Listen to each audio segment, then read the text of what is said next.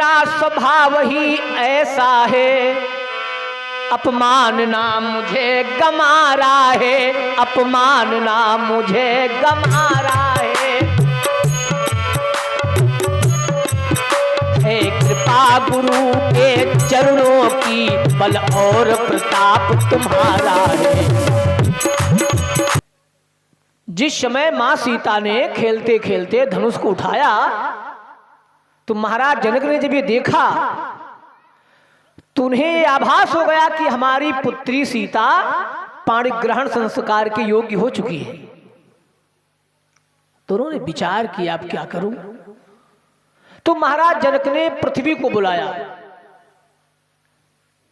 पृथ्वी का आवाहन किया, माता पृथ्वी प्रकट हुई।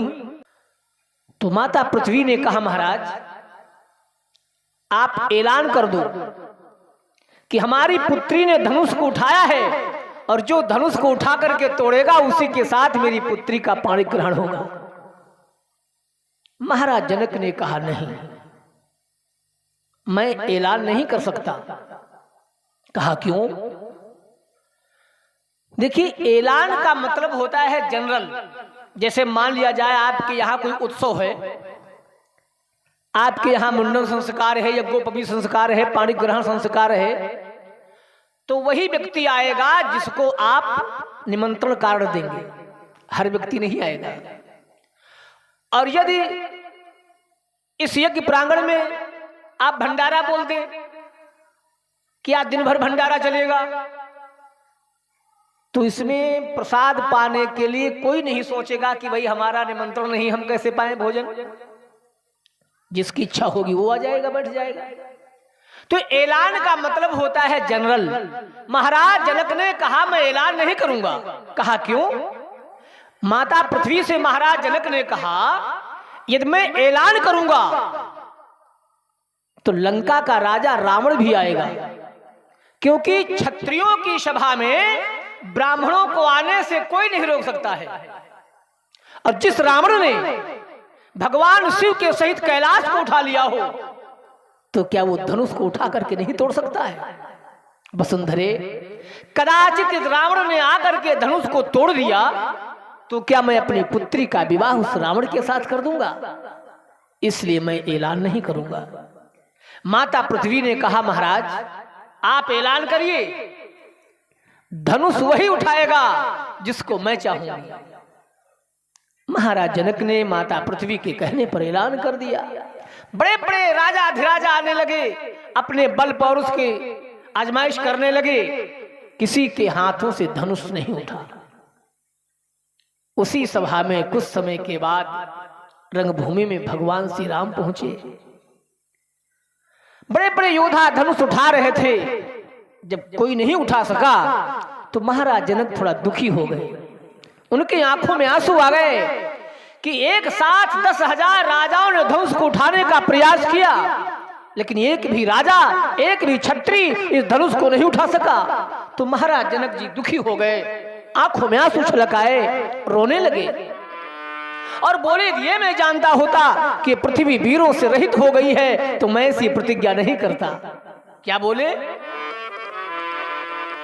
हे दीप दीप के राजा गण हम किसे कहें बलशाली।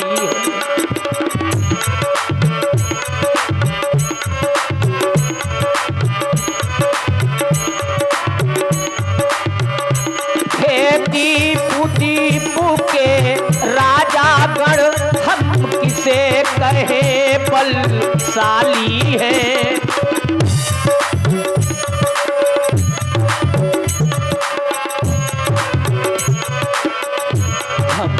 को तो यह भी श्वास हुआ पृथ्वी वीरों से खाली है।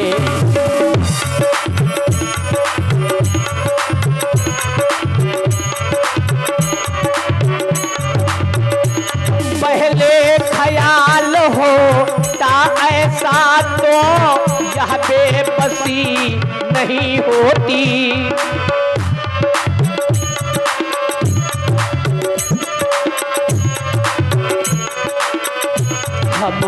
करते नहीं प्रतिज्ञा, यहाँ तो ऐसी हंसी नहीं होती।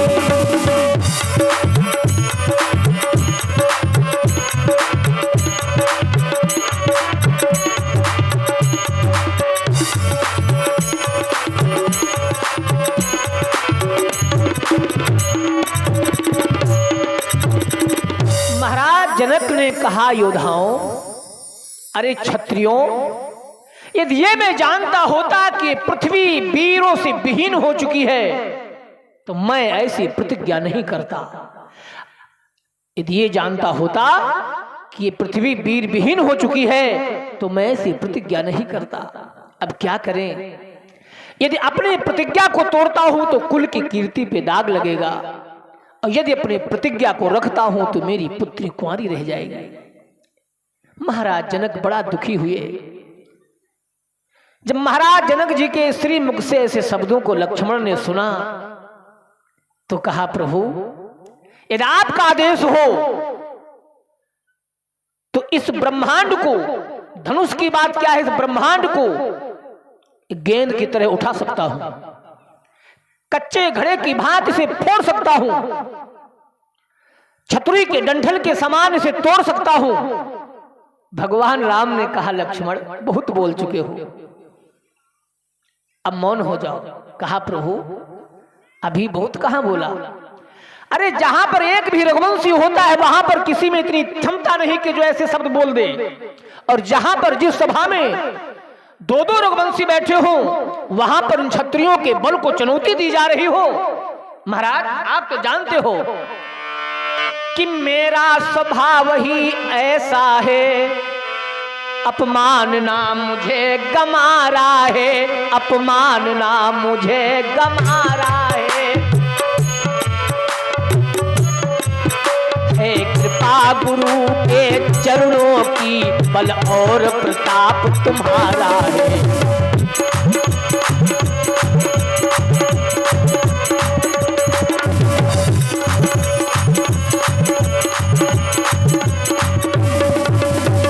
महाराज लक्ष्मण ने कहा, प्रभु, यदि आपकी आज्ञा हो तो इस ब्रह्मांड को कच्चे घड़े की तरह फोड़ सकता हूं।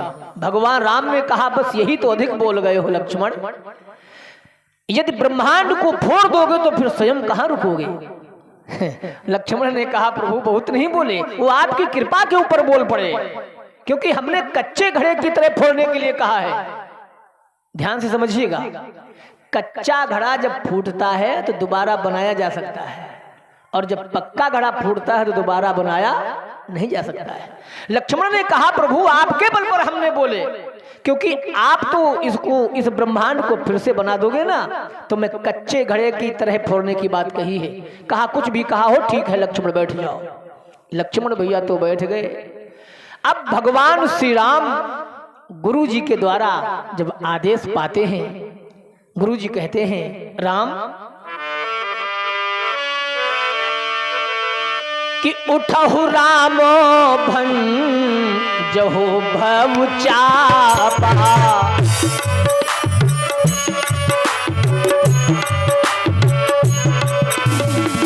उठहु राम भंजहु भव चापा, मेटहु तात जनक परितापा।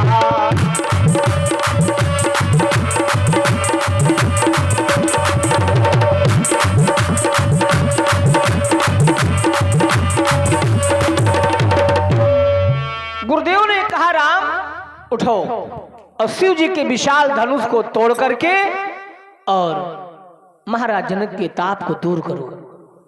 गुरु जी का आदेश पा करके जब प्रभु राम चले तो माता सुनैना को भी बड़ा कष्ट हुआ।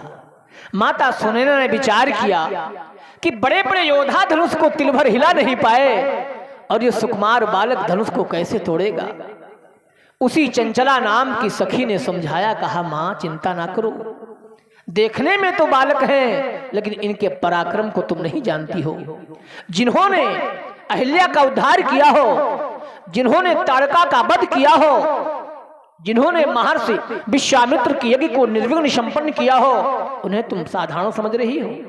खैर, इधर उस सखी ने माता सुनैना को तो शांति दिलाई, और भगवान राम चलते चलते जब धनुष के निकट पहुंचते हैं, तो जब धनुष के निकट पहुंचे प्रभु श्री राम, तो जब धनुष को देखा, लिखा है गोस्वामी जी महाराज ने, लखन लख्यौ रघुवंश मणि ताक्यौ हर को दंड, पुलक गात बोले बचन चरण चापि ब्रह्मांड।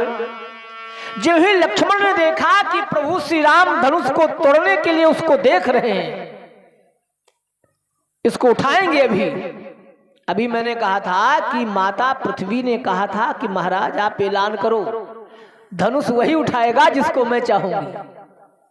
क्यों? बड़े बड़े राजा लोग वहां उपस्थित थे, कोई धनुष नहीं उठा सका, क्योंकि माता पृथ्वी उस धनुष को अपनी आकर्षण शक्ति से अपनी ओर खींचा करती थी। ध्यान से समझिएगा। जब महाराज लक्ष्मण ने देखा कि प्रभु राम धनुष की ओर देख रहे हैं, ये भी धनुष को उठाएंगे, तो कच्छपों से सर्पों से कहने लगे, हो सजग सुन आयुष मोरा, राम चाहे शंकर धन तोरा। हे कच्छपों, हे सर्पों, सभी लोग तैयार हो जाओ, मेरे प्रभु श्री राम धनुष उठाने जा रहे हैं। और यदि ये धनुष को पृथ्वी ने नहीं छोड़ा तो हो सकता है पृथ्वी भी ना उठ जाए। इसलिए महाराज लक्ष्मण ने अपने पैर से पृथ्वी को दबा लिया। लखन लख्यौ रघुवंश मणि ताक्यौ हर को दंड, पुलक गात बोले बचन चरण चाप ब्रह्मांड। महाराज लक्ष्मण ने अपने पैर से पृथ्वी को दबा लिया, जिससे कि जब हमारे प्रभु श्री राम धनुष को उठाए तो कहीं पृथ्वी उठ न जाए।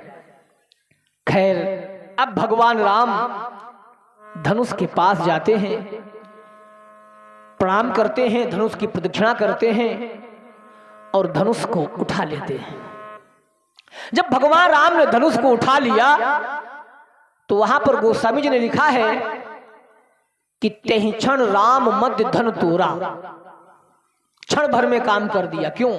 क्योंकि जब भगवान ने धनुष को उठाया तो बिजली चमकी। लिखा है गोस्वामी जी महाराज ने कि वहां पर जितने लोग बैठे थे, कोई भी धनुष को उठाते समय कोई नहीं देखा। लेत चढ़ावत खैंचत गाढ़े, काहू न लखा देख सब ठाढ़े। कोई नहीं देख पाया। क्यों नहीं देख पाया? क्योंकि बिजली चमकी। दमक्यो दामिनी जिम। जब भगवान राम ने धनुष को उठाया तो इतने जोर से बिजली चमकी कि सबकी आंखें झपक गईं, और जितने समय में आंखें झपकी उसी समय सारे कार्य भगवान ने कर दिया। धनुष को तोड़ रहा और धनुष को तोड़ करके जमीन में डाल दिया। अब माता सीता अपनी सखियों के साथ भगवान राम को माला पहनाने के लिए जब चलती हैं, तो जब भगवान राम को माला पहनाने चली तो देखा भगवान राम मंच के ऊपर खड़े थे। तो एक सखी ने महाराज जनक जी की ओर इशारा किया, कहा महाराज राम से कह दो कि अपना सर झुका दे, सीता माला पहना दे। महाराज जनक ने कहा ऐसा है, मैं कोई भी कार्य मर्यादा विहीन नहीं कर सकता। अपने होने वाले दामाद को अपने द्वार पर हम झुकने के लिए कहें, ऐसा तो असंभव है। हमारी प्रतिज्ञा पूर्ण हो गई है। अब आप माला कैसे पहनवाती हैं ये आप लोगों का कार्य है, जैसे हो सके वैसे करो। खैर, महाराज जनक जी ने नहीं कहा राम जी से कि मैं अपने द्वार पर अपने दामाद से झुकने के लिए कह दूं, ऐसा तो नहीं होगा। तो दूसरी सखी ने जाकर के महाराज विश्वामित्र से कहा महाराज आपके तो शिष्य हैं, राम से कह दो कि सर झुका दे, सीता माला पहना दे। महाराज विश्वामित्र ने कहा हम तो संत ठहरे, गृहस्थों के क्या नियम होते हैं, उनका क्या होता है सिस्टम, वो जाने, हमारा जो कार्य था वो हमने करवा दिया। तो एक दूसरी सखी ने कहा लक्ष्मण अरे तुम्हारे भाई हैं, तुम ही कह दो। कहा वाह, एक छोटा भाई बड़े भाई से झुकने के लिए कह दे, ऐसा तो नहीं हो सकता है। तो माता सीता ने स्वयं कहा लक्ष्मण तो ऐसा करो, कि हे शेष के अवतार हमें दे दो सहारा, हमें दे दो सहारा।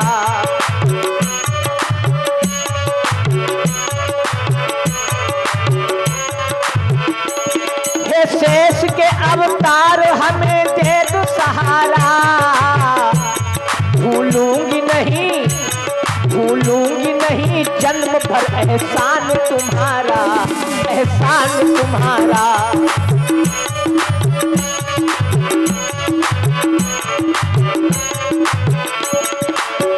जब माता सीता ने कहा भैया थोड़ा एहसान कर दो, तो लक्ष्मण ने कहा मां आज्ञा दो, क्या करना है? तो माता सीता ने कहा एक बार तुम अगर जो पृथ्वी को उठाओ, एक बार तुम अगर जो पृथ्वी को उठाओ, एक बार तुम अगर जो पृथ्वी को उठाओ, तेरे भैया को, तेरे भैया को, अपने स्वामी को भाभी तेरी जयमाल पहनावे, जयमाल पहनावे।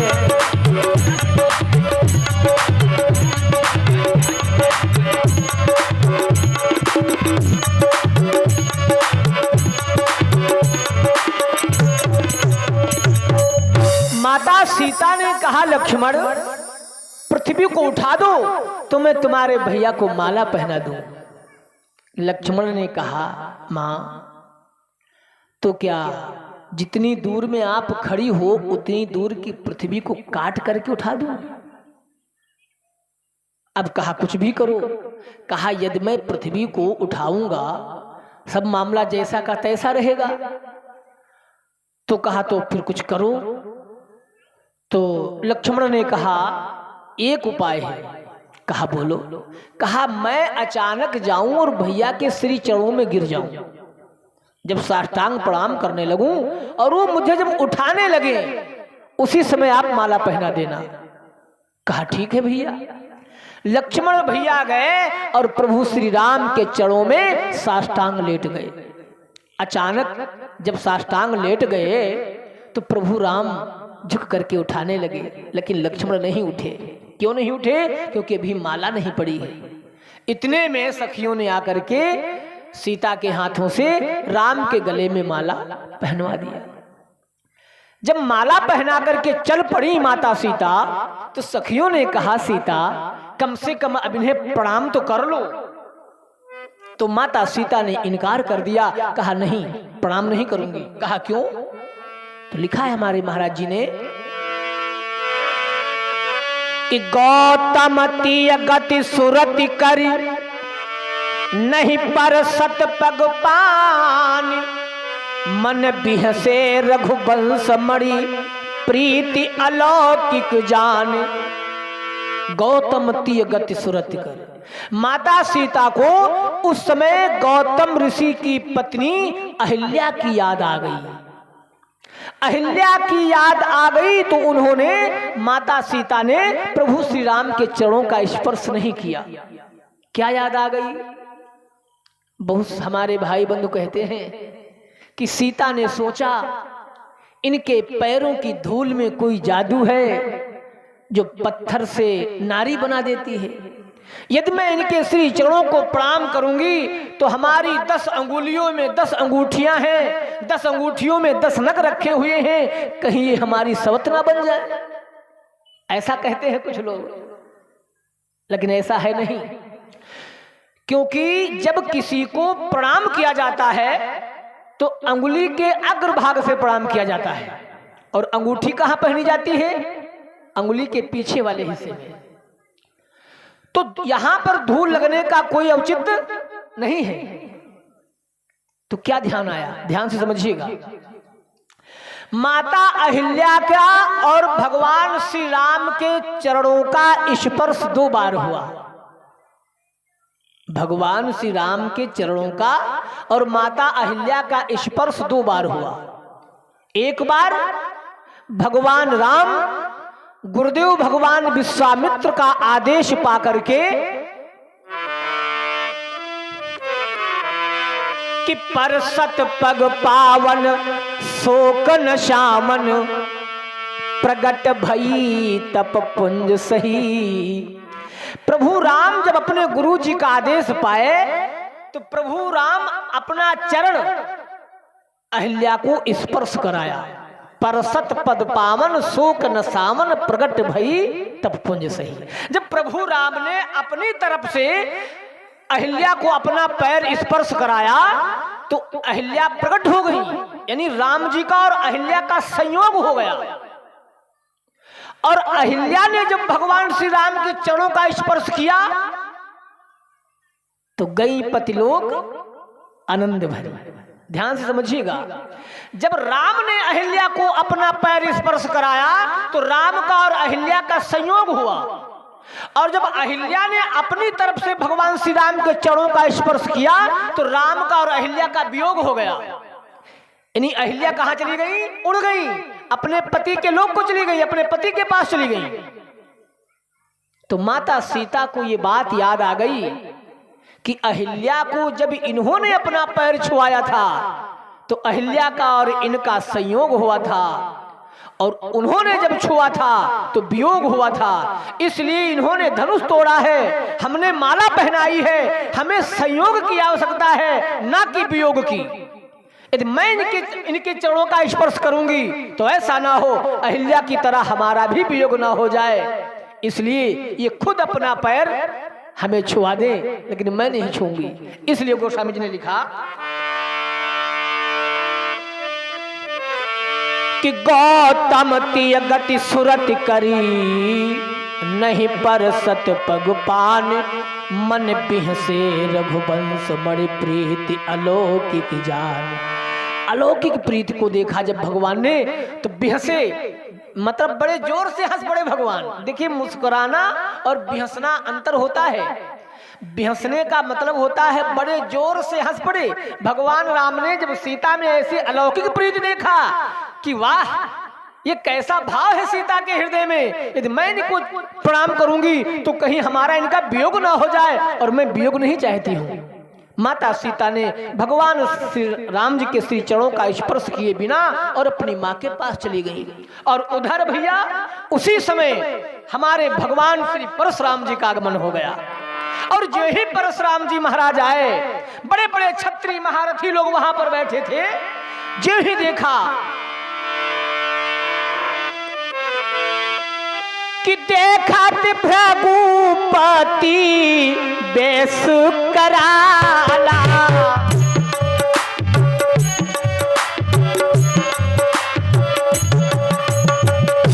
देखा भृगुपति बेस कराला, उठे सकल भय विकल भुआला।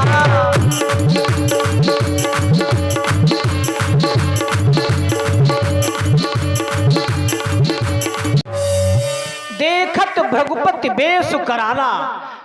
जब महाराज परशुराम जी का आगमन हुआ, जितने राजा थे भैया उस विशाल रूप को जब देखा, कराल वेश को देखा तो सब खड़े हो गए, इतना भयभीत हो गए।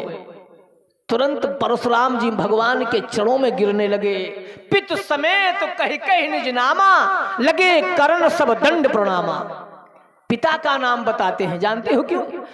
क्योंकि पिता के नाम में बहुत बड़ी ताकत होती है। आप कहीं जाएं और आपके पिता का जलजला हो इलाके में, प्रतिष्ठा हो आपके पिता की, और आपसे कहीं कोई घटना घट जाए या किसी प्रकार की गलती हो जाए और लोग आपको मारने दौड़े, और जब लोग जान पाएंगे कि तो भैया फला व्यक्ति के बेटे, अरे हटाओ छोड़ दो यार, फला व्यक्ति के बेटे हैं, क्योंकि पिता के नाम पर पुत्र की बचत हो जाती है। तो जितने राजा थे अपने पिता का नाम बताया, अपना नाम बताया और साष्टांग प्रणाम किया। उसी समय महाराज जनक जी आते हैं, प्रणाम करते हैं, और फिर विश्वामित्र जी महाराज कि विश्वामित्र मिले पुण्य आई,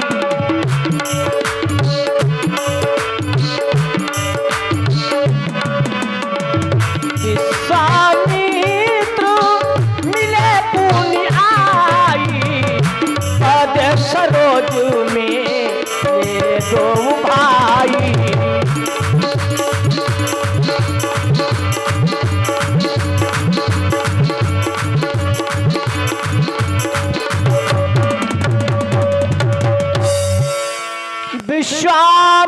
मित्र मिले पुण्य आई। अब ध्यान से समझिएगा, सभी ने प्रणाम किया, तो क्या विश्वामित्र को भगवान परशुराम को प्रणाम नहीं करना चाहिए था? क्योंकि परशुराम तो भगवान विष्णु का अवतार है और विश्वामित्र तो एक महात्मा जी हैं। लेकिन विश्वामित्र जी महाराज जनक परशुराम जी को प्रणाम नहीं किया। मिलने का मतलब जैसे हम आप लोग होली मिलते हैं, गले मिले। क्यों? क्योंकि विश्वामित्र जी भी संदेह युक्त हैं, सोचते हैं ऐसा ना हो कि परशुराम कहीं राम पर वार ना कर दें। तो महाराज विश्वामित्र ने आकर के परशुराम जी को अपने गले लगाया इसलिए कि जब परशुराम जी को गले लगा लूंगा तो इनके दोनों हाथ हमारे कब्जे में हो जाएंगे। गौर करिएगा इस बात के ऊपर। किसी को जब गले मिला जाता है ना तो दोनों लोगों के हाथ एक दूसरे के अधीन हो जाते हैं, पकड़ लेता है व्यक्ति।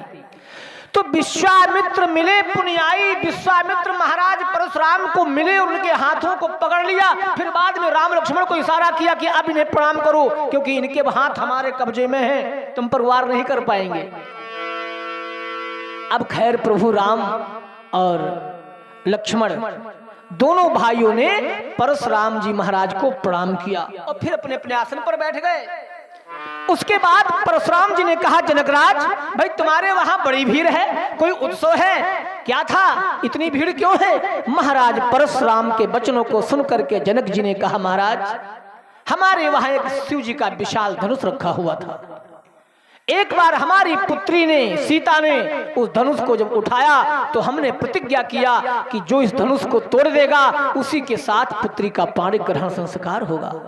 महाराज धनुष टूट चुका है और पुत्री का वर्ण भी हो चुका है। टूटत ही धनु भयो विवाहु, सुर नर नाग विदित सब काहू। जे ही महाराज परशुराम ने सुना कि शिव जी का विशाल धनुष टूट चुका है, परशुराम जी आगे बबूला हो गए और बोले, जनकराज कौन है वो मूर्ख जिसने शिव जी के धनुष को तोड़ करके और शिव जी का अपमान किया है? उसको समाज से अलग कर दो। कि धनुष तीन हूं तुम तोड़ाई है राजन,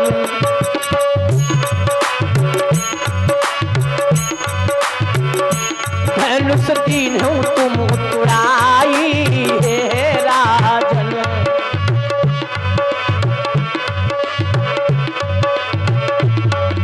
हे राजन, हे राजन, धनुष तीन हूं तुम तोड़ाई हे राजन, धनुष तीन हूं तुम।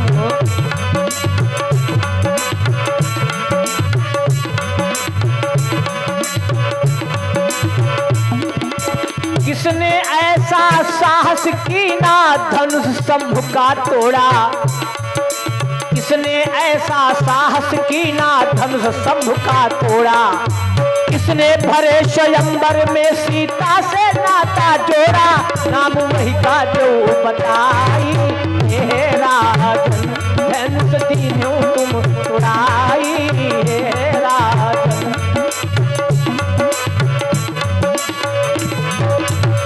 परशुराम ने कहा, जनकराज ना बतलई हो अगर जनक तो फरसा हाथ संभरी हो, ना बतलई हो अगर जनक तो फरसा हाथ संभरी हो। जितनी दूर तक राज तुम्हारा उलट पलट करते हो, मैं हूँ क्रोधी मुनि राई हे राजन, धनुष तीनों तुम तोड़ाई हे राजन।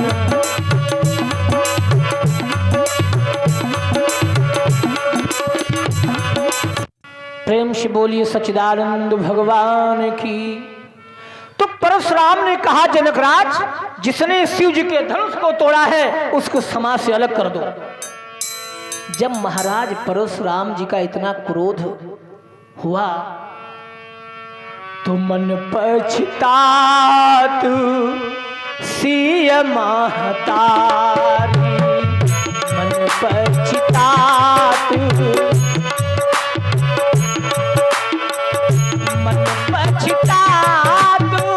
श्री महतारी, मन पछतात श्री महतारी। विधिया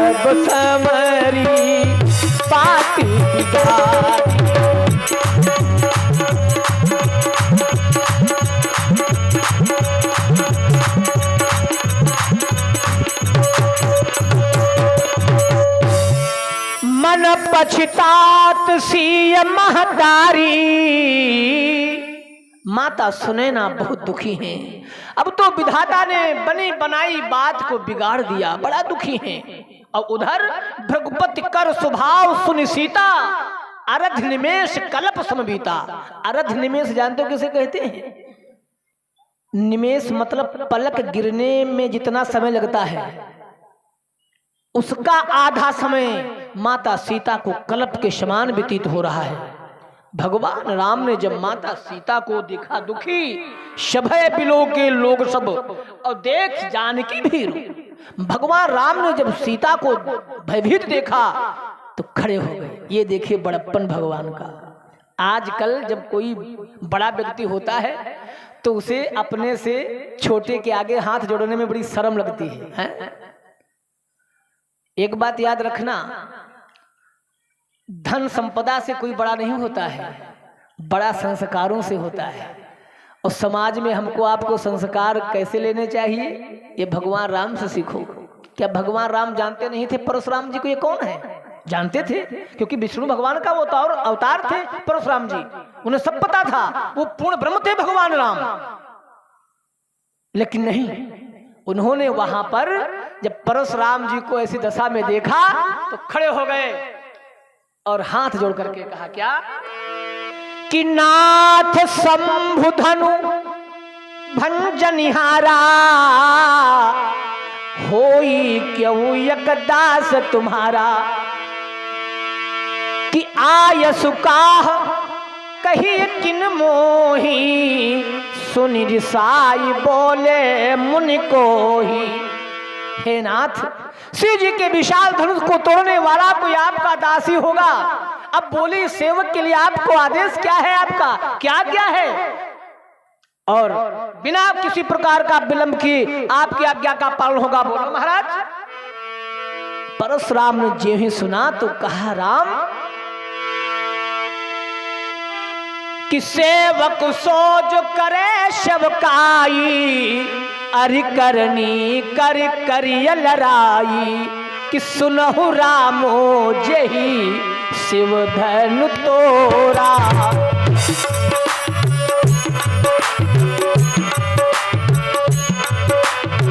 सुनहु रामो जही शिव धनु तोरा।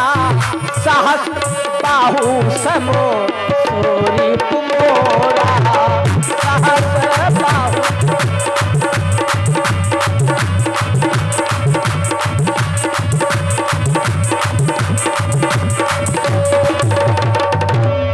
सुनहु राम जय शिव धनु तोरा। परशुराम ने कहा राम, जो सेवक होता है वो शत्रु की भांति कार्य नहीं करता है, वो केवल सेवा करता है। और जिसने शिव जी के धनुष को तोड़ा है वो सहस्त्रबाहु कार्तवीर अर्जुन के समान हमारा शत्रु है। क्योंकि ये जो है बंसी राजा था सहस्त्रबाहु, इसने महर्षि जमदग्नि के परिवार पर बड़े आतंक किए, बड़ा अत्याचार किया इसने। इसके 4 पुत्रों ने जा करके महाराज परशुराम जी के पूज्य पिता श्री जमदग्नि ऋषि का कत्ल कर दिया, एक गाय को प्राप्त करने के लिए। आज धनुष को तोड़ने वाले की उपमा अपने पिता के कातिलों से दे दिया। ध्यान से समझिएगा। सहस्रबाहु सम सौरिप मोरा, यानी जिसने शिव जी का धनुष तोड़ा है वो सहस्रबाहु अर्जुन उसके पुत्रों के समान हमारा शत्रु है, जिसने कि हमारे पिता को मारा था। कहा जाता है महाराज जमदग्नि के वहां एक गाय थी, जिस गाय को लेने के लिए सहस्रबाहु के 4 पुत्र गए। महाराज जमदग्नि ने इनकार कर दिया। उन 4 ने महर्षि जमदग्नि को मार डाला। परशुराम जी महाराज महेंद्र पर्वत पर तपस्या कर रहे थे। जो ही पिता का वध हुआ, माता की करुणा विलाप को नहीं सुन सके, महाराज परशुराम का आसन हिला, तुरंत अपने फरसे को उठाया, अपने धनुष बाण को उठाया और दौड़ते हुए अपनी मां के पास आ गए। बोले मां, ये करुणा क्रंदन, ये दुर्दशा किसने किया, ये पिता की हत्या किसने किया? माता रेणुका ने रो रो करके सारी कथा सुना दिया। महाराज परशुराम ने जब सुना, एक है बंसी सहस्त्रबाहु जिसके पुत्रों ने आकर के मेरे पिता का वध किया है, महाराज परशुराम ने अपने फरसे को उठाया और अपनी माता को प्रणाम किया और कहा, मां बस बस माता बात न कर, अब बात लौट कर ही होगी। इस पृथ्वी पर क्षत्रिय होंगे या ब्राह्मणों की पृथ्वी होगी।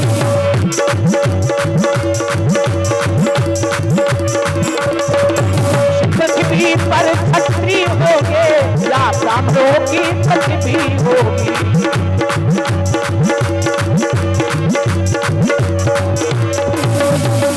महाराज परशुराम ने कहा, मां तुमने 21 बार अपने मस्तक को फोड़ा है, मैं तुम्हारे चरणों की सौगंध खा करके कहता हूं, इन है बंसियों को 21 बार में ढूंढ ढूंढ करके ना मारा तो मैं परशुराम नहीं, मैं आपका पुत्र नहीं।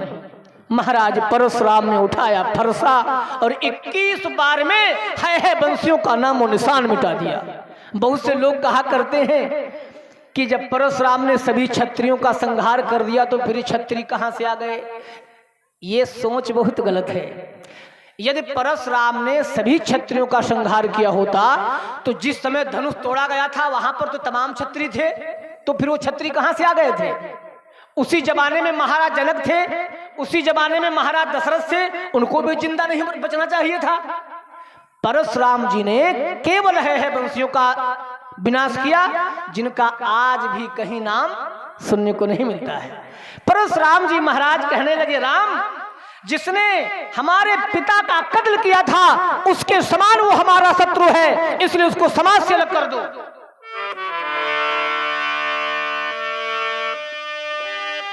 किशो बिलगाव बिहाई समाजा, न तुम्हारे जय हैं सब राजा। सुन मुनि बचन लखन मुस्काने, सुन मुनि बचन, सुन मुनि बचन लखन मुस्काने, बोले पर सुधर ही अपमान।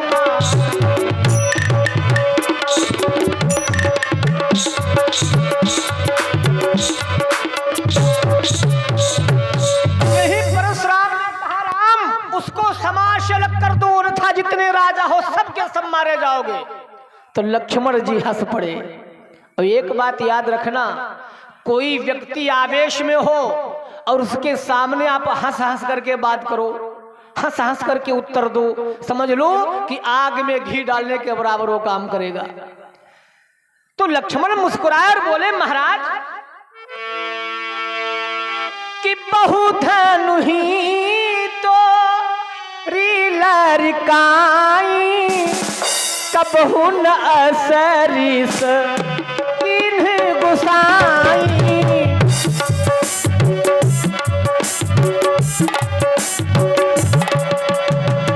यही धनु पर ममता के हेतु, सुनिर्साई का भृत कुल के तू।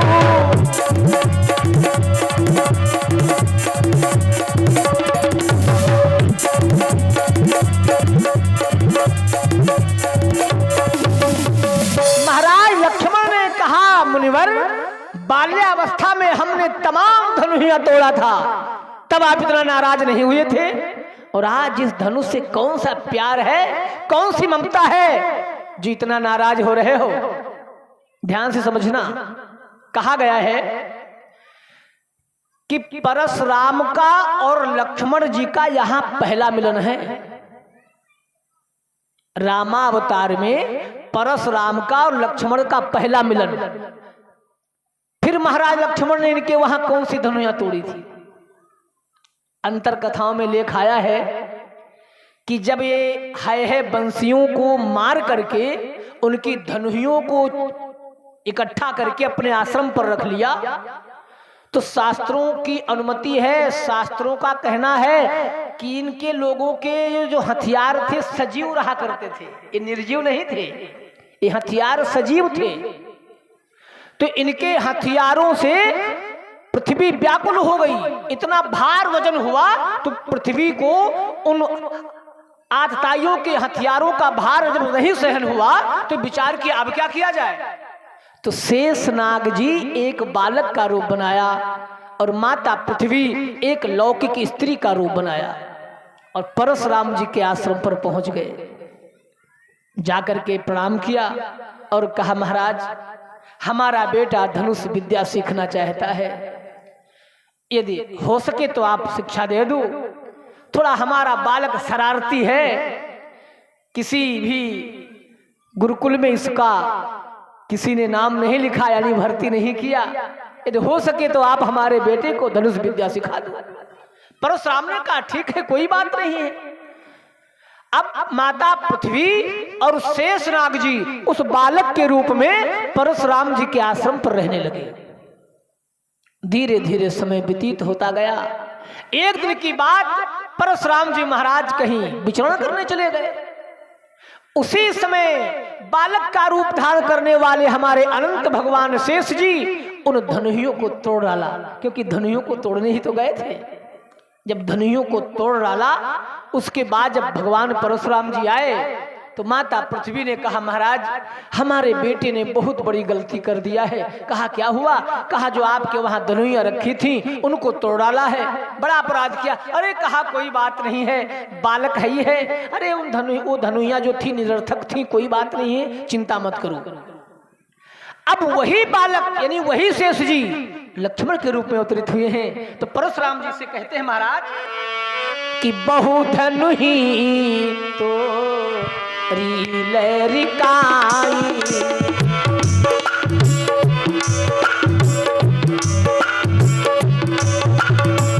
बहु धनुही तो लरिकाई, कबहु न असरिस गुसाई।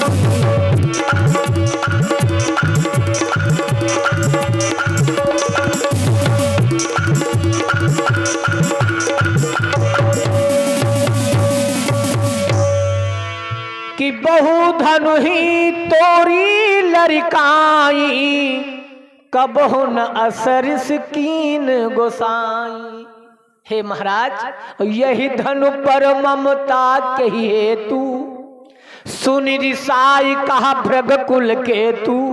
परशुराम ने कहा रे राजा के बालक तू काल के अधीन है, इसलिए सोच समझ करके नहीं बोल रहा है। कहा वो धनुहिया और कहा ये विश्व विख्यात शिव जी का विशाल धनुष।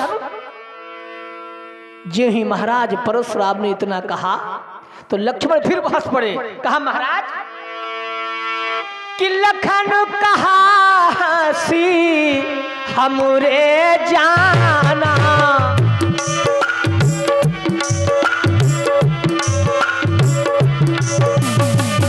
लखन कहा हंसी हमरे जाना, सुनो वो सब धनुष समाना।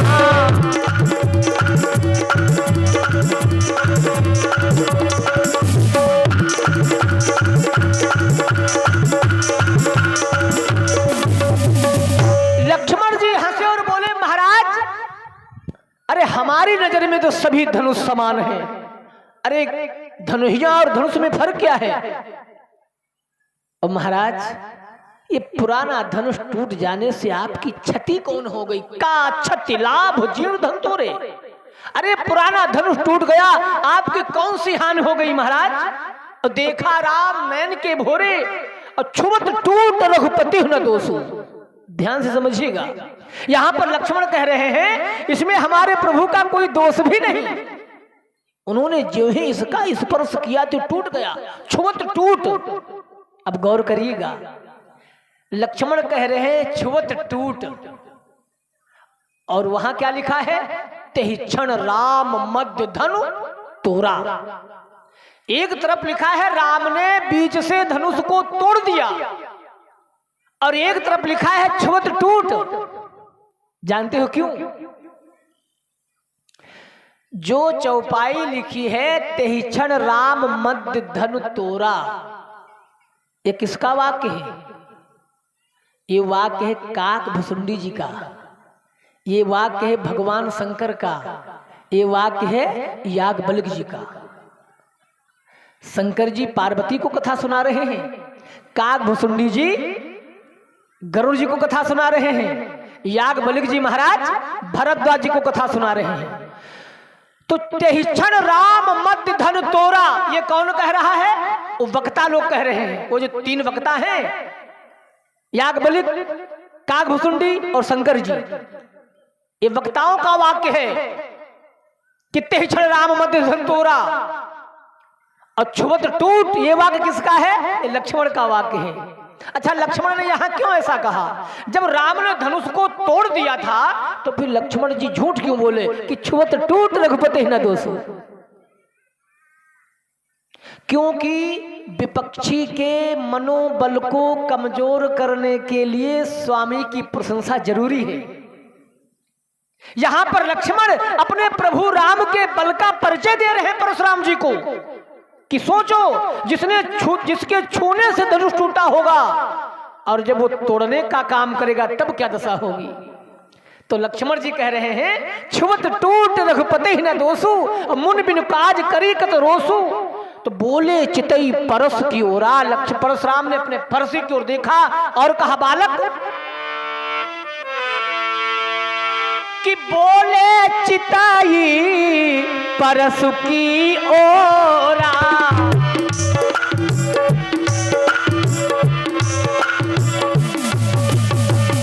बोले चिताई परसु की ओरा, रे सठ सुने सी सुभावु न मोरा।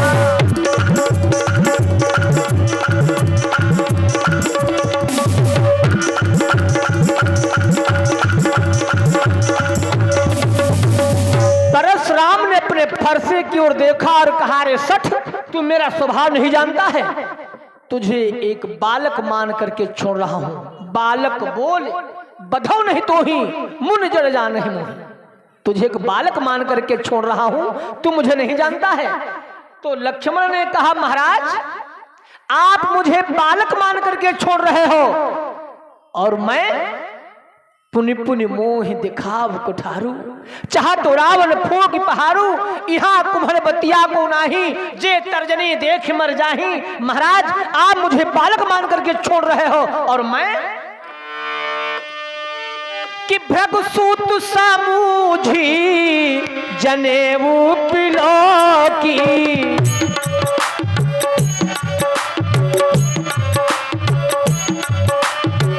भृगुसूत सामूझू जनेऊ पिलो की, जो का झुका हूँ साहुरी सिरो की।